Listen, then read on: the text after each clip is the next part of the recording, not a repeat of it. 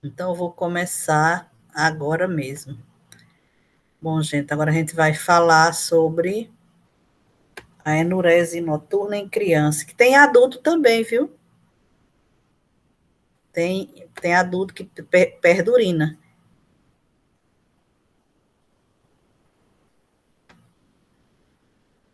Estão vendo aqui? Pronto, Sim, pronto.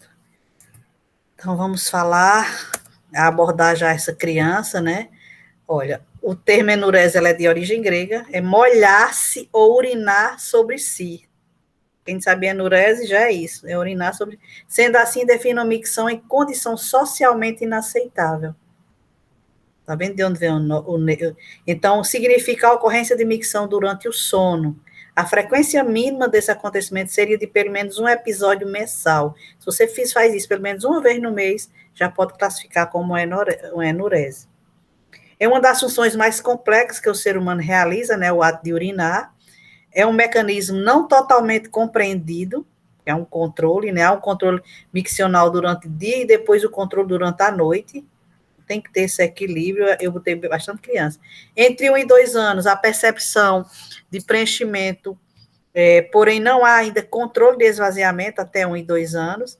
E a enurese é a emissão involuntária e não consciente de urina, geralmente provocada por razões de ordem emocional, tá vendo, gente? Então, a questão de castigar a criança, de fazer vergonha à criança, de dizer está fazendo xixi na cama, isso não pode acontecer, porque ninguém mais do que a própria criança, ela já se sente punida, castigada por ela urinar. E a gente vê muito isso dos pais, mas está fazendo xixi na cama, não cresce não. E às vezes tem tanto transtorno envolvido, até psicológico, de várias doenças, que as pessoas às vezes não atentam para isso. A Sociedade de Urologia definiu a enurese como uma micção involuntária completa ou quase completa durante o sono. O controle diurno inicia-se aos 3 anos e o noturno de 4 a 5.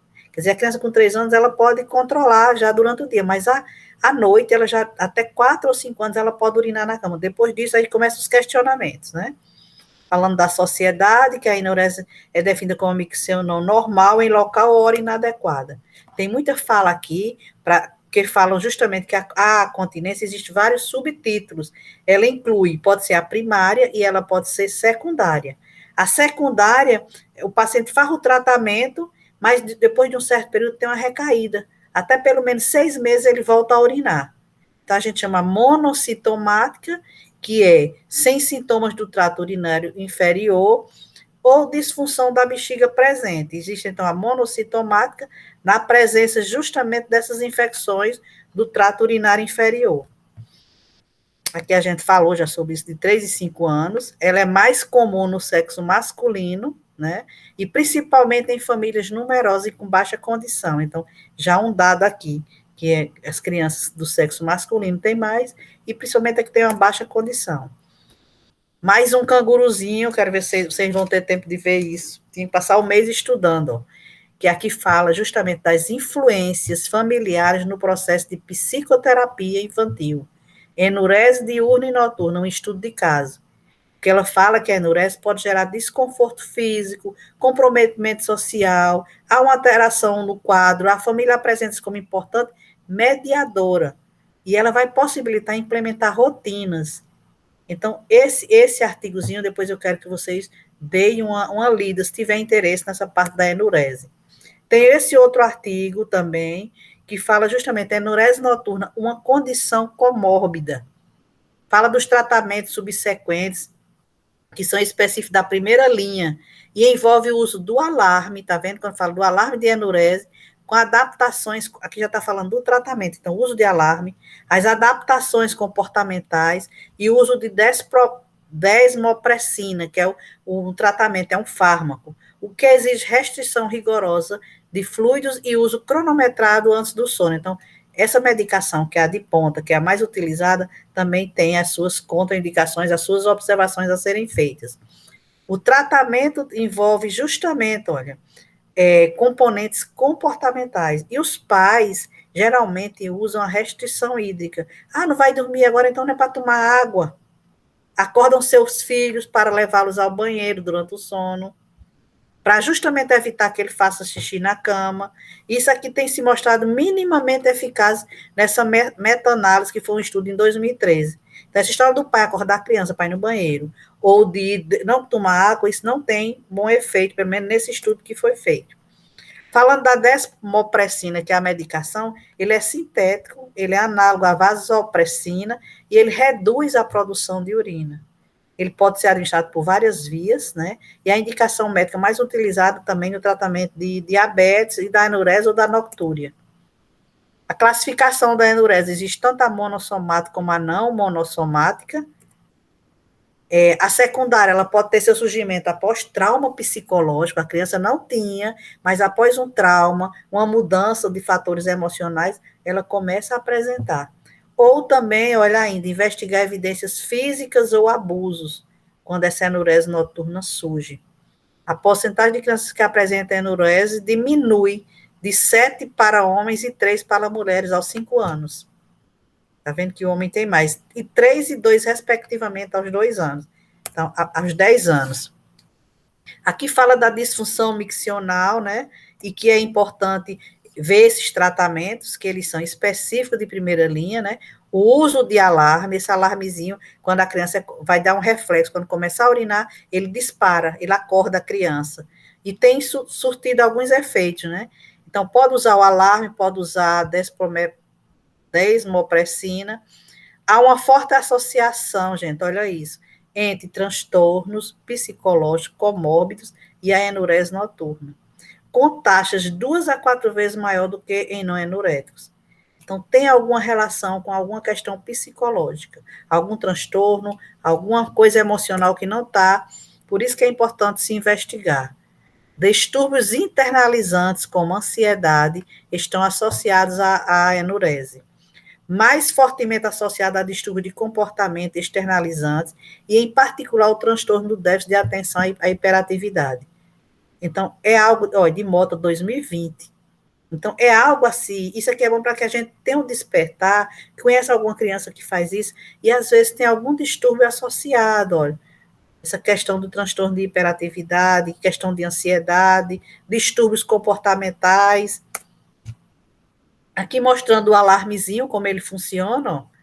Ela afeta até 20% das crianças, e elas, embora essas crianças elas possam recuperar espontaneamente o controle, né? Então, tem efeitos significativos, como a gente já vem falando, no dia a dia, e a melhor maneira de fazer suspeitas, diagnóstico adequado, atender uma criança incontinente, é primeiramente fazer a anamnese. É preciso investigar antes de punir, é fazer um mapa da micção, é fazer exames complementares, incluindo o estudo urodinâmico. Eu peguei artigos, esse aqui é bem interessante, porque ele faz umas evidências de revisões, e é um sistema, né, sobre tratamentos da enurese em criança. Então, tem vários tratamentos, ele foi avaliar, fala dessa desmopressina, então aqui tem muita coisa para ser investigado, e o que é que ele diz? Que, no entanto, esses achados, eles precisam ser confirmados em futuras atualizações das revisões sistemáticas, e por mais ensaios clínicos com melhor qualidade metodológica. Então, é aí, ó, estudar, estudar, estudar e mais pesquisar. Mostrando aqui a anamnese, a avaliação que é importante da enfermeira, principalmente atenta aos aspectos psicológicos, sociais, ambientais, né? A conduta nessa reestruturação, nesse convívio com essa incontinência. Então, é importante colher a história, os sintomas de diurno noturno, como é que está a ingesta de líquidos, como é o padrão do sono, qual a situação psicossocial dessa criança. No exame físico, ver a questão do desenvolvimento e cognição da criança, se tem sinais de hiperatividade ou de retardo mental também, tem relação, viu, gente, com a hiperatividade psicomotora ou alguma questão de retardo mental, se não for uma coisa leve e passageira, por alguma coisa emocional um dia, mas se é contínuo, tem que se investigar isso. Ver as questões neurológicas, se essa criança tem dificuldade em deambular, se ela tem deformidade na coluna, essa questão de sinais de disrafismo, desvio da prega glútea, observar as nádegas, se elas são simétricas, se tem hiperpigmentação, hipertricose, que é excesso de pelos, né, em alguma área, tumoração lombosacra, tudo isso tem que ser investigado.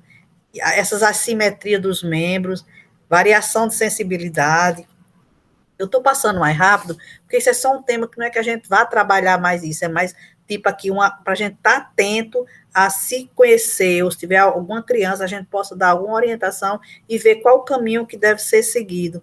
E o que é importante é toda essa investigação psicossocial para ver se existe algum transtorno nessa criança, acompanhamento psicológico, enfim, psiquiátrico, no que for necessário, orientação aos pais.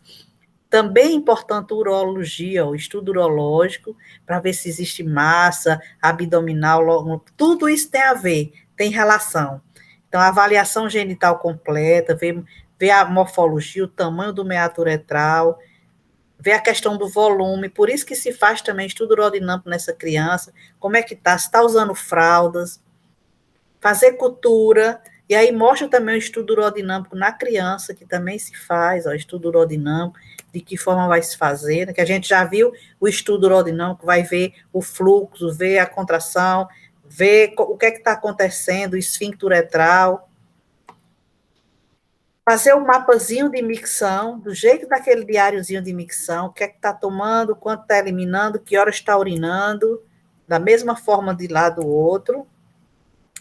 E a gente conclui que, tomando por base os dados da história, né, familiar da criança, o exame físico, o mapa miccional, a enfermagem fará uma análise cuidadosa, objetivando justamente caracterizar o problema e traçar uma conduta para essa criança incontinente com sua família.